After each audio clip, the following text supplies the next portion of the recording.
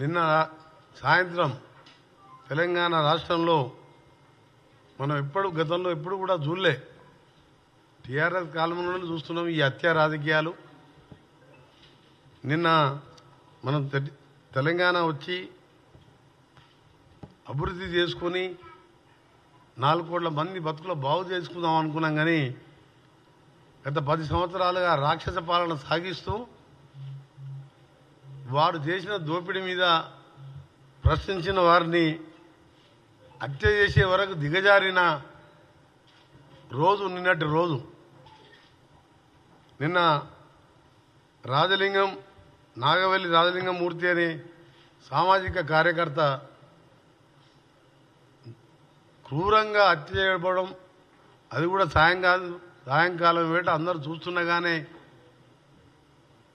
హత్య గావించబడడం చాలా బాధాకరం. దాన్ని తీవ్రంగా కాంగ్రెస్ పార్టీ పక్షాన, తెలంగాణ ప్రజల పక్షాన కూడా దీన్ని తీవ్రంగా ఖండిస్తున్నాం. ఇతని కేసు మీకు తెలుసు, 35,000 నుంచి 35,000లో అయిపోయే కాళేశ్వరం ప్రాజెక్టుని 1,35,000 కోట్లకు పెంచి దోచుకున్న దాని మీద ఆయన కోర్టులో ఫైట్ చేస్తున్న సంగతి మీ అందరికీ కూడా తెలిసిందే. అది ఆర్గ్యుమెంట్స్ కూడా నడుస్తున్నాయి. అందులో కేసీఆర్, హరీష్ రావుతో పాటు ఇంకా 3 పేర్లు, మొత్తం 5 దోషులుగా చేసి వారు కోర్టులో కేసు వేయడం జరిగింది. మేడిగడ్డ కుంగిపోతూ 1,00,000 కోట్ల ప్రజాధనం వృధా అయిందని చెప్పి అతను ఒక సామాజిక కార్యకర్తగా కేసు వేయడం, దాని మీద రెగ్యులర్గా వాదనలు నడుస్తుండడం, దానికి స్క్వాష్ చేయాలని కేసీఆర్ గారు కూడా కోర్టుకు వెళ్ళడం జరిగింది. గతంలో ఈ కేసు కూడా మొన్న కూడా 11/2/2025 మన ఫిబ్రవరి 11 రోజు కూడా హియరింగ్ ఉండే డిస్ట్రిక్ట్ సెషన్ జడ్జి భూపాలపల్లి దగ్గర. నిన్న హత్య జరగడం నిజంగా టీఆర్ఎస్ హత్య రాజకీయాలు, టీఆర్ఎస్ కుళ్ళు రాజకీయాలతో పాటు మా ప్రభుత్వం వచ్చిన 2-3 రోజులకెళ్ళే ఈ ప్రభుత్వం ఉండదు, ఈ ప్రభుత్వాన్ని అప్రతిష్ట పాలు చేసే కార్యక్రమం పెట్టుకొని ప్రతిపక్ష నాయకుడున్న పెద్ద మనిషి 10 ఏళ్ళు ముఖ్యమంత్రి ఉండి ఫామ్ హౌస్కి పరిమితమై కొడుకుని అల్లుని రోడ్ల మీద వదిలిపెట్టి 10 మంది చిల్లరగాలను వదిలిపెట్టి ప్రభుత్వం మీద లేనిపోని అభండాలు వేస్తూ అవన్నీ ఒకవైపు. కానీ నిన్న జరిగిన హత్య మాత్రం చాలా బాధాకరం. దీనికంటే ముందు సంజీవ్ రెడ్డి అనే అడ్వకేట్ కూడా హార్ట్ అటాక్తో చనిపోవడం జరిగింది. అది కూడా అనుమానాస్పద మృతిగానే ఉన్నది. ఈరోజు జరిగిన హత్య మీరు టీవీలలో ఇప్పుడు మీరు చూడండి, మీకు కూడా చూపిస్తాం. ఇప్పుడు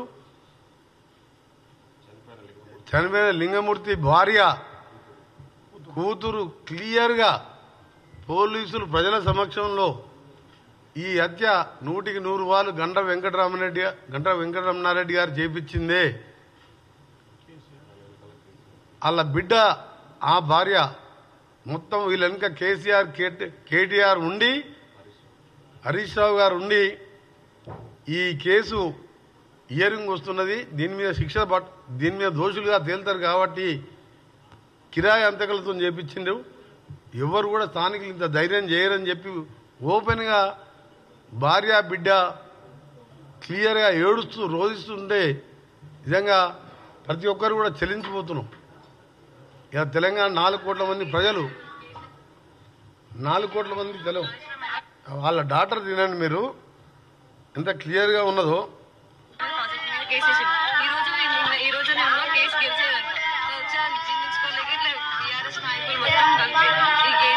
కేటీఆర్ కి పెట్టిన వీళ్ళ నుంచి గంట నుంచి ఇక్కడ ఉండాలి, ఇక్కడ ఉన్న వాళ్ళకి వాళ్ళకి సీన్ లేదు, వాళ్ళు ఇక్కడ పెట్టించి వాళ్ళంతా ఇట్లా చంపిస్తుంటారు. వాళ్ళు మాత్రం ఎందుకన్నా ఇంకేమన్నా మళ్ళీ ఇంకేమంటారా? క్లారిటీ వచ్చిందా మళ్ళీ మీకు? కేసీఆర్ కేటీఆర్ కాళేశ్వరం ప్రాజెక్ట్ మీద కేసు వేసింది. ఈ రోజు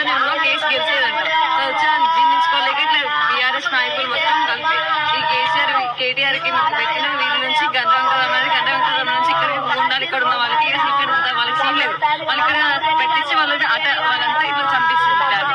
వాళ్ళు మాత్రం ఎంతకాలం మాత్రం కేసీఆర్ కేటీఆర్ హరీష్ రావు వీళ్ళ మీద కేసు వేసినందుకు కక్ష కట్టి కార్యక్రమం చేసిందని చెప్పి ఆ అమ్మాయి క్లియర్ కట్గా చెప్తున్న విషయం.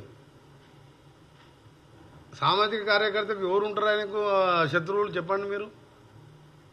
ఆయన ప్రజాధనం 1,00,000 కోట్లు దోసుక తిన్నారని చెప్పి కోర్టులో సీరియస్గా ఫైట్ చేస్తుండ్రు. ఇంత అన్యాయంగా ఎక్కడ చూడలే. అదొక టీఆర్ఎస్ పార్టీకే. ఆ రోజుల్లో నీళ్లు పోసుకొని పెట్రోల్ లాగా యాక్టింగ్ చేసుకుంటూ అగ్గిపెట్టి దొరకలేదని చెప్పి అమాయకులని ఆ రోజు అమాయకుల యువకులనికి చావడానికి కారకులైండ్రు. ఆ తర్వాత తెలంగాణ ఇంతమంది చనిపోతున్న కాంగ్రెస్ పార్టీ 4 కోట్ల మంది సకల జనుల సమ్మె చూసి తెలంగాణ రాష్ట్రాన్ని కాంగ్రెస్ పార్టీ సోనియా గాంధీ గారు ఇస్తే దాన్ని దళిత ముఖ్యమంత్రి అని చెప్పి రకరకాలుగా ప్రజలను మోసం చేసి అధికారంలోకి వచ్చి 10 ఏళ్ళు దోసుకొని ఆ దోపిడి బయటపడుతుంటే ఓర్వలేక హత్యలకు దిగజారిందంటే సిగ్గుతో తలదించుకోవాలి. వీళ్ళు నిజంగా ఈ తెలంగాణలో ఎట్లా పుట్టినా అర్థమవుతలేదు. మీరు పోయిన ఎన్నికల ముందు చూశాను, వామన్ రావు గారు అడ్వకేటు వాళ్ళ వైఫ్ నడి రోడ్డు మీద డే టైం మర్డర్ చేసిండ్రు. మర్డర్ చేసిన వ్యక్తి ఎవరో అందరికీ తెలుసు. అక్కడ అతని మీద కేసు పెట్టకుండా సిగ్గు లేకుండా అతనికే టికెట్ ఇచ్చింది, మళ్ళీ ఎమ్మెల్యే టికెట్. అక్కడ ఉండి ఆ రౌడీజం, మైనింగ్, శాండ్ మైనింగ్ అన్ని మాఫియాలు తయారు చేసుకుంటూ అక్కడ శ్రీధర్ బాబు గారిని కూడా ఆయన ఎవరు జోలికి పోయే వ్యక్తి, ఆయనను కూడా హత్య చేయించే ప్రయత్నం చేసిన వ్యక్తికి మళ్ళీ ఆయనకే టికెట్ ఇచ్చిండు. దేశమంతా రాష్ట్రం అంతా కోడే కూసింది. వామన్ రావు భార్య భర్తల హత్య కారకులు ఎవరు, ఆయనకే టికెట్ ఇచ్చిండు. మళ్ళా జనగాంలో ఒక జడ్పీ వైస్ చైర్మన్ భర్త ఎండిఓ గారిని, రామకృష్ణయ్య గారిని మర్డర్ చేసిందని చెప్పి క్లియర్గా కమిషనర్, ఇప్పుడున్న హైడ్రా కమిషనర్ రంగనాథ్ గారి స్టేట్మెంట్ కూడా క్లియర్ కట్గా ఆ స్టేట్మెంట్ ఉంది. ఎవరు చెప్పించారు అంటే ఎటుపోతుంది తెలంగాణ? దీనికోసమైనా తెలంగాణ మనం తెచ్చుకున్నది. జరిగినటువంటి రాజలింగమూర్తి హత్యను బీఆర్ఎస్ పార్టీ, అదేవిధంగా అక్కడ స్థానిక మాజీ శాసనసభ్యుడిగా తీవ్రంగా ఖండిస్తూ ఉన్నాం. దురదృష్టం, ఈరోజు మీడియాలో కాంగ్రెస్ పార్టీ నాయకులు సోషల్ మీడియా వేదికగా చేసుకొని చేస్తున్నటువంటి దుష్ప్రచారాన్ని తీవ్రంగా ఖండిస్తున్నాం. ఈరోజు కాంగ్రెస్ పార్టీకి సంబంధించినటువంటి కొంతమంది నాయకులు, అదేవిధంగా సాక్షాత్తు రాష్ట్ర మంత్రి కోమటిరెడ్డి వెంకటరెడ్డి గారు మాట్లాడినటువంటి మాటలు చూస్తూ ఉంటే కొంత బాధాకరంగా ఉంది. అంతేకాకుండా ఈ కేసు మీద ఇన్ఫ్లుయెన్స్ చేయాలనేటువంటి ప్రయత్నం చేస్తున్నట్టుగా కనబడుతూ ఉన్నది. నిన్న హత్య జరిగిన తర్వాత ఈ రాజలింగమూర్తి భార్య ఇచ్చినటువంటి మరి కాంప్లైంట్, అందులో భూ వివాదం ఉన్నట్టుగా, అందులో కొంతమంది వ్యక్తులు కలిసి అతని భర్తను హత్య చేసినట్టుగా కాంప్లైంట్ చేయడం జరిగింది. దాని ఆధారంగానే పోలీస్ వాళ్ళు ఎఫ్ఐఆర్ కాపీని కూడా ఇవ్వడం జరిగింది. చాలా స్పష్టంగా చంపినటువంటి వ్యక్తులు పోలీసుల దగ్గర, మరి పోలీసులు పట్టుకున్నారా, పోలీసుల వాళ్ళు లొంగిపోయినా నాకు సమాచారం లేదు, కానీ పోలీసుల దగ్గర ఉన్నట్టుగా మాకు సమాచారం ఉంది. చంపినటువంటి వాళ్ళు మేము చంపినామని చెప్తా ఉన్నారు. దానికి సంబంధించినటువంటి విషయాలన్నీ కూడా తెలిసిన తర్వాత ఈరోజు వీళ్ళు మాట్లాడేటువంటి మాటలు చూస్తూ ఉంటే ఈ యొక్క హత్యా కోణాన్ని ఒక రాజకీయ దురుద్దేశంతో బీఆర్ఎస్ పార్టీ పైన, సాక్షాత్తు మాజీ ముఖ్యమంత్రి కేసీఆర్ గారిపైన, హరీష్ రావు గారిపైన, నాపైన చుట్టేటువంటి ప్రయత్నం చేస్తున్నట్టు కనబడతా ఉన్నది. ఎందుకంటే ఈ యొక్క రాజలింగమూర్తి అనేటువంటి వ్యక్తి కాళేశ్వరం ప్రాజెక్టు మీద ఒక కేసు వేసిండు. ఆ కేసు వేసినందుకే మంత్రి అయితే సాక్షాత్తు వెంకటరమణారెడ్డి హత్య చేయించిండని చెప్తా ఉన్నాడు. ఏ ఆధారంతో ఆయన మాట్లాడుతున్నాడో ఆయన నోటికే మొక్కాలి. ఈరోజు ఆయన పార్టీ శాసనసభ్యుడిగా ఉండేటువంటి వేముల వీరేశం అనేటువంటి ఈరోజు ప్రస్తుత శాసనసభ్యుడు గతంలో ఒక హత్య చేయించిండని చెప్పి ఆ రోజు ధర్నాలు చేసినటువంటి సందర్భాలు మనం చూసినాం. అసెంబ్లీ వేదిక మీద కూడా లేనటువంటి మాటలు అనేకం మాట్లాడినట్టు చూస్తాం. వెంకటరెడ్డికి ఇది పూర్తిగా ఒక ఆనవాయితీ అయిపోయింది, ఆనవాయితీతో మాట్లాడుతున్నట్టుగా అర్థమవుతూ ఉన్నది. అదేవిధంగా కాంగ్రెస్ పార్టీకి సంబంధించినటువంటి కొంతమంది వ్యక్తులు ఇది బీఆర్ఎస్ పార్టీ హత్యా రాజకీయాలకు తెరలేపింది అనేటువంటి మాట మాట్లాడుతూ ఉన్నారు. బీఆర్ఎస్ పార్టీ ఎప్పుడు కూడా హత్యా రాజకీయాలను ప్రోత్సహించేటువంటి సందర్భాలు ఉండవు.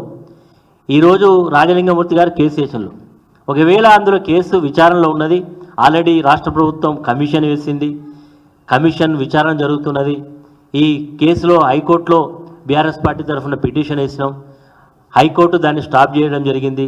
భూపాలపల్లి డిస్టిక్ కోర్టు ఇచ్చినటువంటి ప్రొసీడింగ్స్ కూడా మేము కోర్టులో చట్టపరంగా ఎదుర్కొనే సందర్భాలు మాకున్నాయి. కానీ ఈరోజు అక్కడ హత్య జరిగిన దానికి భూ వివాదాలే కారణమని, ఈ వ్యక్తికి అక్కడ ఉండేటువంటి కొంతమంది వ్యక్తుల మధ్య భూ వివాదాలకు సంబంధించినటువంటి పంచాయతీ నడుస్తున్నది, కోర్టులో ఉన్నది అనేటువంటి సందర్భంలో ఈ చంపినటువంటి వ్యక్తులు కూడా అక్కడ ఉండేటువంటి పోలీస్ అధికారుల దగ్గర కంప్లైంట్ చేసినట్టుగా, ఇతను వాళ్ళ మీద కంప్లైంట్ చేసినట్టుగా, మరి వాళ్ళు ఇరువురు కూడా మరి ఇద్దరి మధ్య వైరుధ్యం ఉందనేది చాలా స్పష్టంగా ఉన్నది. కాబట్టి అది ఆ కోణంతో చూడకుండా ఈరోజు మా మీద బట్టగాల్సి మీదే బాధ్యత అనేటువంటి పద్ధతిలో చేయడం ఏదైతుందో దీన్ని మేము తీవ్రంగా ఖండిస్తున్నాం. ఈ హత్యకు నాకు కానీ బీఆర్ఎస్ పార్టీ కానీ ఎలాంటి సంబంధం లేదు. మరి ఈరోజు వాళ్ళు చెప్తా ఉన్నారు, అక్కడ ఉండేటువంటి స్థానిక శాసనసభ్యుడు దీన్ని నిష్పక్షపాతంగా విచారణ చేయాలి, ఎంత లోతుగా అధ్యయనం, మేము కూడా చెప్తున్నాం లోతుగా అధ్యయనం చేయాలి, ఖచ్చితంగా దోషులను శిక్షించాలి అని కూడా మేము కూడా డిమాండ్ చేస్తూ ఉన్నాం. వారు ఏదో సిబిసిఐడి అంటున్నారు, సిబిసిఐడి కాకపోతే సిబిఐ ఎంక్వైరీ చేసినా మాకు ఎలాంటి అభ్యంతరం లేదు. మాకు హత్యకు ఈ వ్యక్తికి మాకు ఎలాంటి సంబంధం లేదు మరి అనే మాటని ఈ సందర్భంగా తెలియజేస్తాం.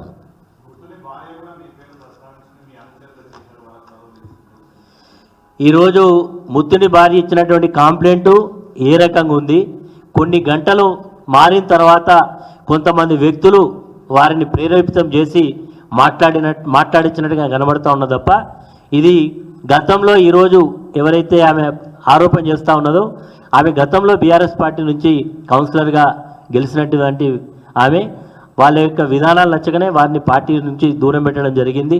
ఈరోజు ఆమె మాట్లాడినటువంటి మాట కొంతమంది వ్యక్తుల యొక్క ప్రేరేపితంతో మాట్లాడినట్టుగా ఉన్నాయి. మరి ఈరోజు నిజంగా మేము చెప్తా ఉన్నాం, అక్కడ ఉండేటువంటి పోలీస్ అధికారులకు వాస్తవాలని కూడా తెలుసు. అక్కడ ఉండేటువంటి భూ వివాదాల్లో ఎంతవరకు ఇతను కూరుకుపోయిండు, ఇతను ఒక రౌడీ షీటర్గా కూడా ఉన్నాడు, చాలా లిటిగెంట్ అనేది కూడా అక్కడ ఉండేటువంటి భూపాలపల్లి ఎవరైనా చెప్తారు. కాబట్టి అతని యొక్క హత్యకు ఆ భూ వివాదమే తప్ప నాకు కానీ మా పార్టీ కానీ ఎలాంటి సంబంధం లేదు. మా పార్టీకి సంబంధించినటువంటి ఏ వ్యక్తుల యొక్క ప్రమేయం లేదు. ఇది కేవలం మా మీద చేస్తున్నటువంటి నిరాధారమైనటువంటి ఆరోపణలు తప్ప ఇది కూడా వాస్తవం లేదనేది నా అభిప్రాయం.